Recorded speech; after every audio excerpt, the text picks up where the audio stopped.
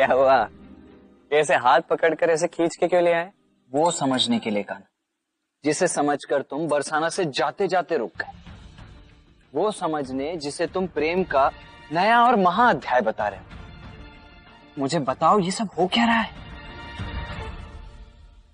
राधा का विवाह अयन के साथ हुआ।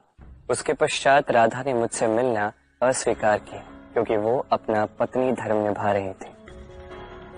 मैंने सोचा कि राधा के हित में यही होगा कि मैं बरसाना से विदा ले लूं। मैं भी अपने धर्म का पालन करूंगा, इसलिए मैंने निर्णय ले लिया कि मैं बरसाना से विदा हो जाऊंगा। किंतु जब राधा मुझसे मिलने आई था तब मैं समझा। अयन के साथ विवाह होने के पश्चात भी राधा के मन में जो कृष्ण के प्रति प्रेम है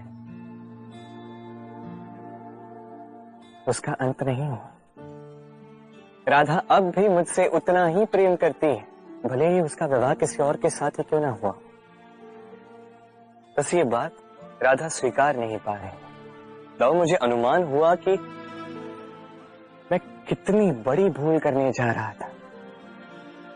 इस संसार को मैं प्रेम सिखाने आया था और इसी संसार में अपने प्रेम को अधूरा छोड़ रहा था मैं। तो कान्हा, राधा और तुम्हारा प्रेम तो फिर भी अधूरा ही रहेगा ना, क्योंकि राधा का विवाह तो उस अयन के साथ यही तो भ्रम है। विवाह प्रेम का लक्ष्य है, ये भ्रम है था। और इसीलिए मनुष्य सदैव ये भूल कर बैठता है, सोचता है कि विवाह ही प्रेम का लक्ष्य है। मनुष्य प्रेम को पाना ही प्रेम समझ लेता है।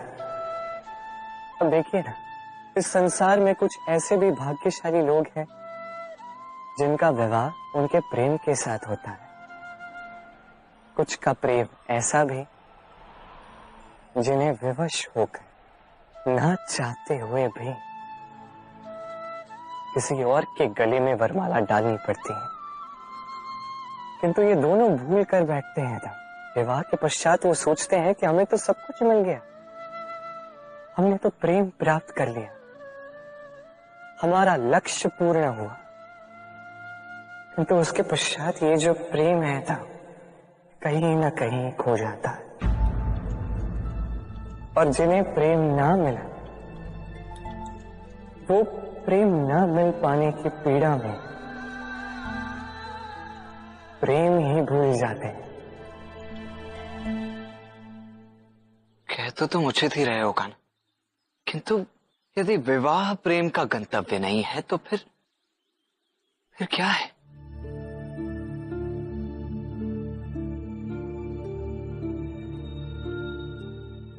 समर्पण, 100% निस्वार्थ समर्पण।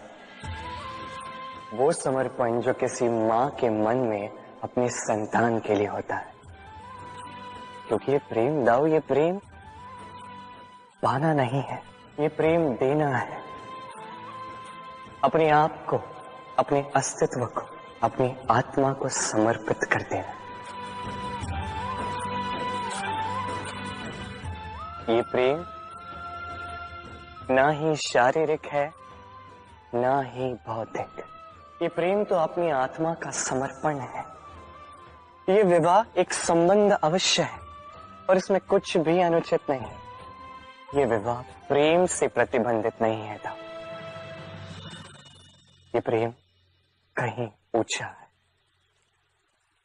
अब यदि मैं आपको उदाहरण दूं तो क्या राधा के विवाह के पश्चात मैं उसके सुख की कामना करना छोड़ दूं? कैसे मैं प्रयास न करूं कि राधा जीवन में सदा सदा के लिए सुखी रहे? क्या मेरे मन में राधा के लिए प्रेम कम हुआ? कृष्ण का राधा के प्रति प्रेम कृष्ण में समाहित है ना। दाऊ, ये प्रेम पाप तब बन जाएगा जब इस प्रेम के बदले हम कुछ चाहेंगे। किंतु यदि ये प्रेम समर्पित हो तो ना ही ये अनीति है ना ही ये पाप है। और यही मैं राधा को समझाने के लिए, यही इस संसार को समझाने के लिए मैंने बरसाना से विदा लेने का मेरा निर्णय त्याग दिया था, ताकि मैं इस संसार को सिखा पाऊं कि ना ही इस प्रेम में कोई बंधन बाधा है, ना ही विवाह इस प्रेम का लक्ष्य है।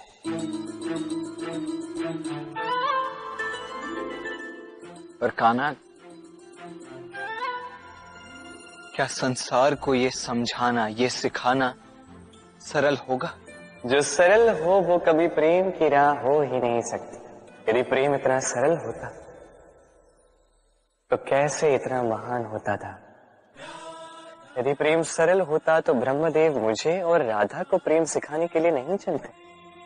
यदि प्रेम सरल होता तो गोलोक में राधा और मेरे बीच ये विछोह होता ही नहीं। तब गोलोक में राधा और मेरे बीच केवल और केवल समर्पण था। पर इसीलिए तो माखन राधा चखती थी, स्वाद मुझे आता था। श्राप राधा को मिला और इसे भोगा हम दोनों ने।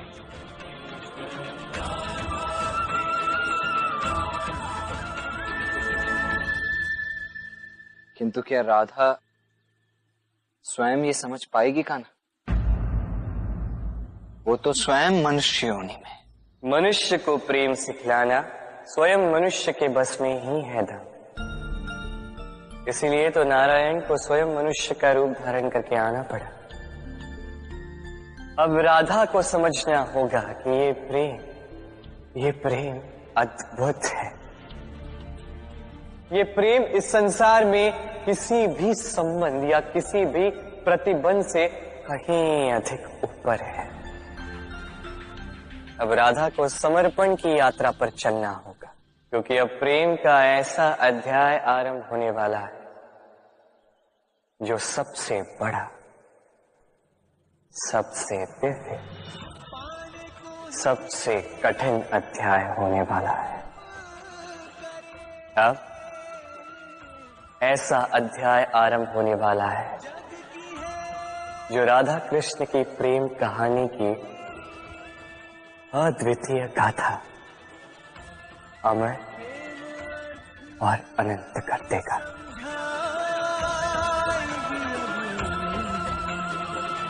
राधा